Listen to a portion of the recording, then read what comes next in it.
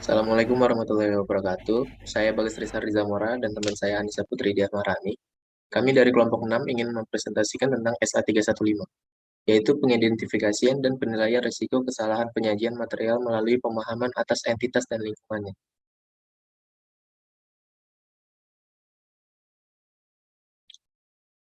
Di sini saya akan menjelaskan tentang ruang lingkup, tanggal efektif, tujuan, dan ketentuan.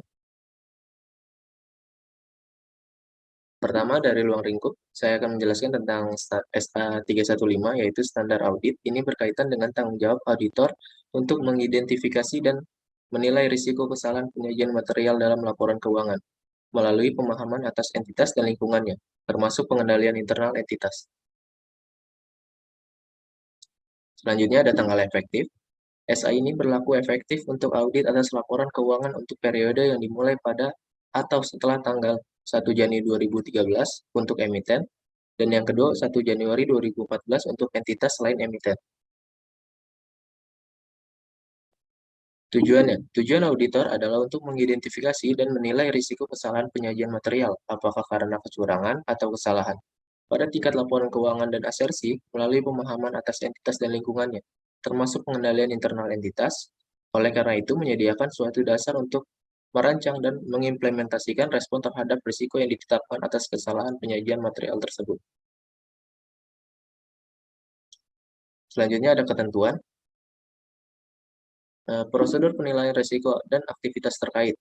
Jika auditor bermaksud untuk menggunakan informasi yang diperoleh dari pengalaman sebelumnya dengan entitas tersebut dan dari prosedur audit yang dilaksanakan dalam audit sebelumnya, auditor harus menentukan apakah informasi tersebut relevan dengan audit kini. Rekan perikatan dan anggota kunci tim perikatan harus mendiskusikan kerentanan laporan keuangan entitas terhadap kesalahan penyajian material dan penerapan kerangka pelaporan keuangan yang berlaku terhadap fakta dan kondisi entitas tersebut. Rekan perikatan harus menentukan hal mana yang dikomunikasikan kepada anggota tim perikatan yang tidak terlibat dalam diskusi. Selanjutnya akan dilanjutkan oleh teman saya, Anissa Putri Diahmaharani.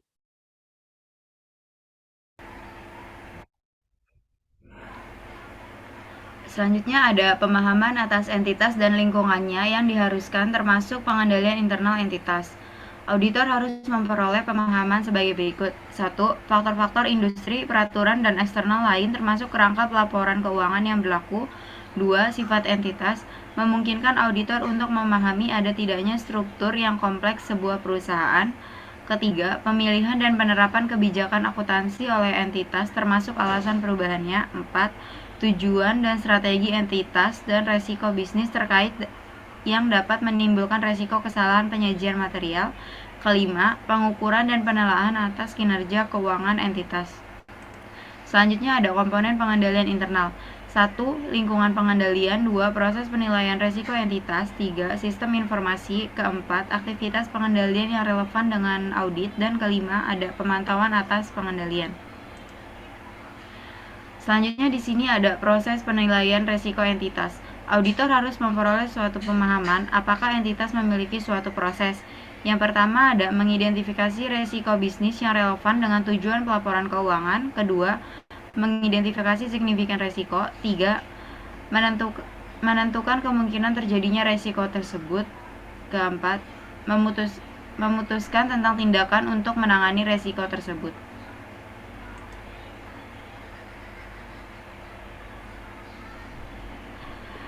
Resiko yang membutuhkan pertimbangan audit khusus. 1. Apakah resiko tersebut merupakan suatu resiko kecurangan? 2. Kompleksitas transaksi. 3. Apakah resiko tersebut terkait perkembangan terkini yang signifikan dalam bidang-bidang tertentu? Keempat, jika auditor telah menentukan bahwa terdapat suatu resiko yang signifikan, auditor harus memperoleh suatu pemahaman tentang pengendalian entitas. Selanjutnya ada revisi penilaian resiko. Penilaian resiko auditor atas kesalahan penyajian material pada tingkat asersi dapat berubah selama pelaksanaan audit sejalan dengan diperolehnya bukti tambahan. Yang terakhir ada dokumentasi. Dalam temuannya harus dimasukkan ke dalam dokumentasi audit dan didiskusikan di antara tim perikatan. Untuk audit yang berulang, dokumentasi tertentu dapat digunakan kembali untuk audit berikutnya, yang diupdate sebagaimana diperlukan untuk mencerminkan perubahan dalam bisnis atau proses entitas. Nah, di sini ada contoh kasus dari SA 315. Kasus laporan keuangan PT Garuda Indonesia tahun 2018.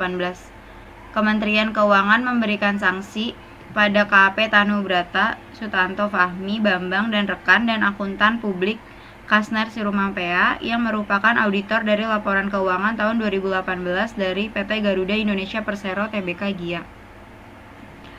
Yang kedua, penolakan dua komisaris PT Garuda Indonesia, Khairul Tanjung dan Doni Askaria untuk menandatangani persetujuan atas hasil laporan keuangan 2018.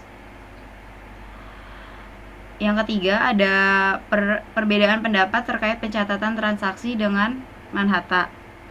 Yang keempat, ada Sirumampea belum secara tepat menilai substansi transaksi untuk kegiatan perlakuan akuntansi terkait pengakuan piutang dan pendapatan lain-lain secara sekaligus di awal, di mana terdapat kontrak yang sekian puluh tahun adalah piutang, tetapi oleh akuntansi publik Kasner Sirumampea diakui sebagai pendapatan sekaligus di depan. Yang terakhir, ada akuntansi publik sanksi berupa akuntan publik membekukan izin Kasner Sirumampea selama 12 bulan. Sekian dari kami. Wassalamualaikum warahmatullahi wabarakatuh.